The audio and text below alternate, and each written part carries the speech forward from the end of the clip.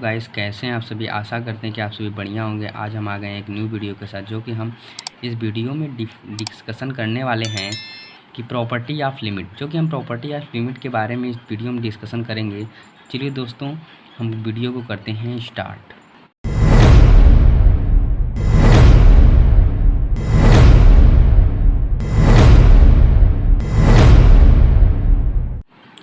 Video को start करते हैं। जैसे कि हमें दिख रहा है कि limit s tends to a F X, जैसे कि जो कि इसी तरीके से हमें लिमिट दिखता है, जो कि ये x पर, जो कि फंक्शन x पर डिपेंड कर रहा हो।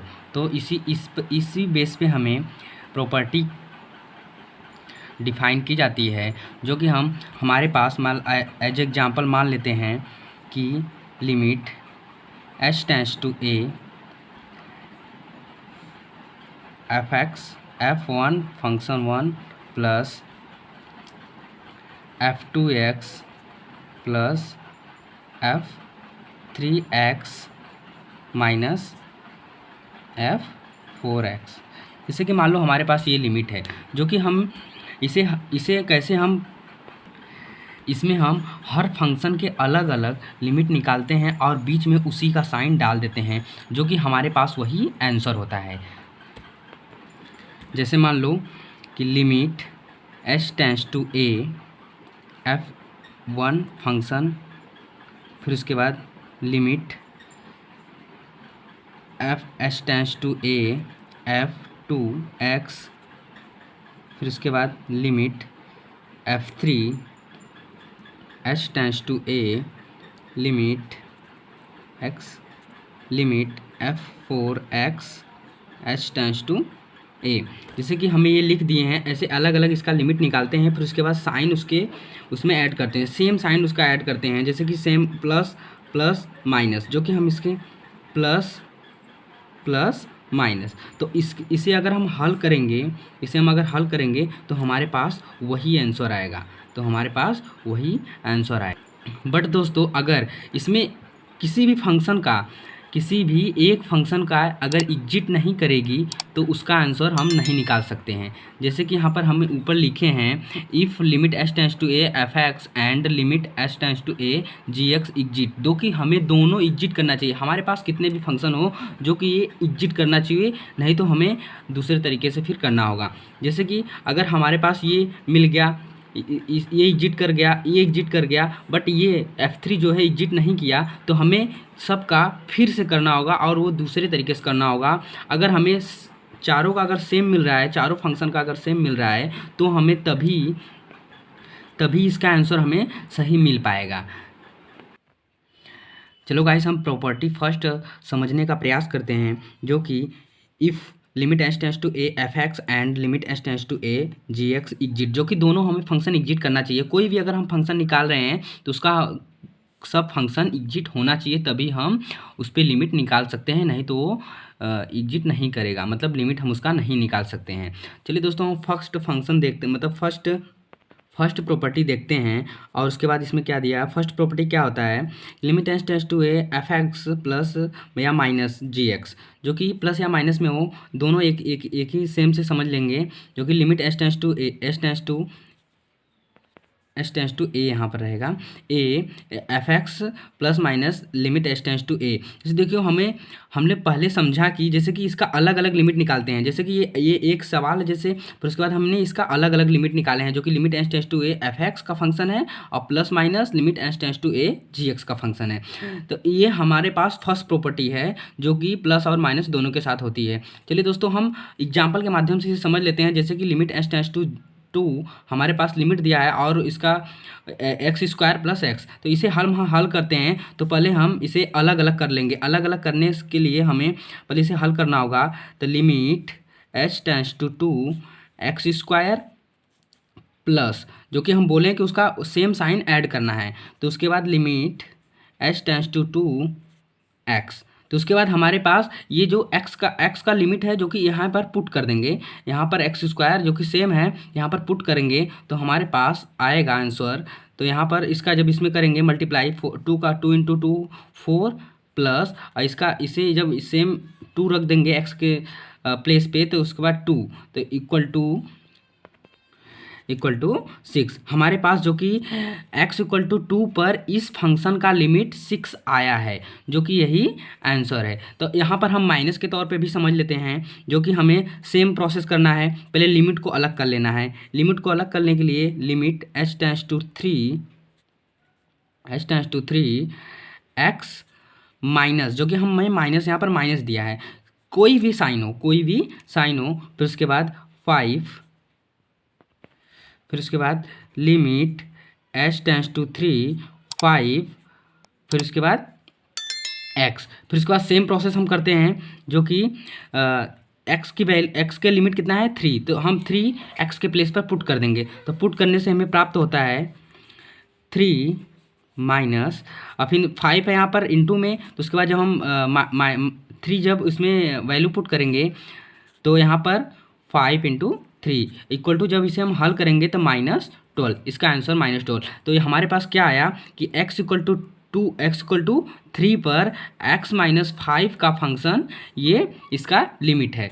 चलिए दोस्तों, हम आशा करते हैं कि आपको समझ में आ रहा होगा, जो कि हम नेक्स्ट प्रॉपर्टी पे चलते हैं, मल्टीप्लिकेशन, जो कि हमारे पास limit h tends to 0 c f(x) into limit h tends to f(x) है, यहाँ पर gx है, gx h टेंड्स टू है। तो वेयर c कांस्टेंट, c एक कांस्टेंट है, यहाँ पर जो c है कांस्टेंट है, तो जो कि हम इसे एग्जाम्पल के माध्यम से समझ लेते हैं। f(x) जो कि हमारे पास 5x, जो कि इसका लिमिट हमें चेक करना है x equal to h tends to 2 पे, तो h टेंड्स टू 2 पे 5 को हम अलग कर लेते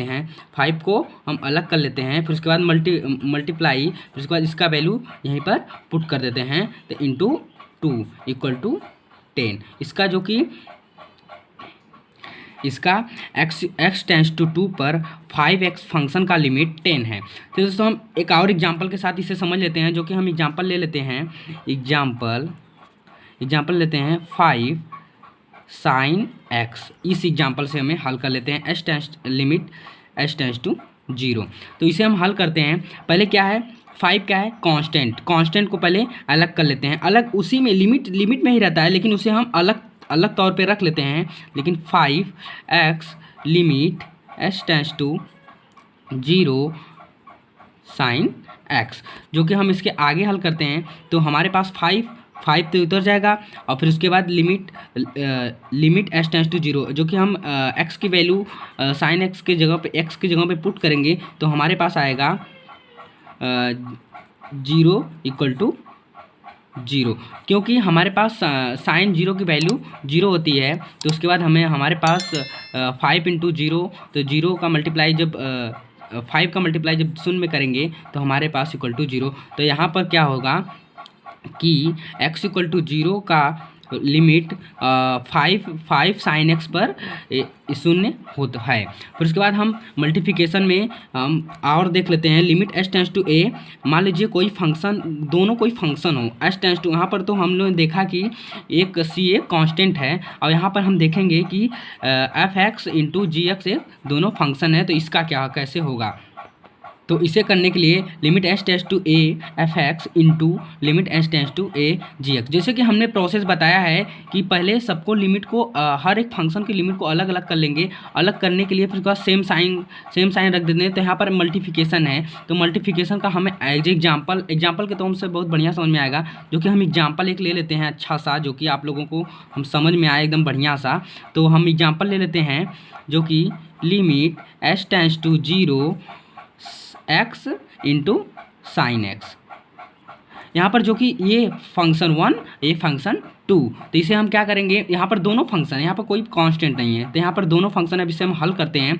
इसे हल करने से हमें प्राप्त होता है, पहले की लिमिट अलग कर लेते हैं। लिमिट अलग करने के लिए limit h tends to 0 x into limit h tends to 0 sine x। फिर उसके बाद हम आगे हल करते हैं। आगे हल करने पे हमें x का जो लिमिट है उसे हमें x के प्लेस पे पुट करना होगा, तो हमें प्राप्त होता है 0 मल्टीप्लाई क्योंकि यहाँ पर मल्टीप्लाई है। फिर उसके बाद साइन एक्स की वैल्यू 0 होती है, 0 इक्वल टू 0। आशा करता हूँ कि दोस्तों ये प्रॉपर्टी आपको बढ़िया से समझ में आ गई होगी। चलिए दोस्तों हम नेक्स्ट प्रॉपर्टी पे चलते हैं जिसका नाम है डिवीजन।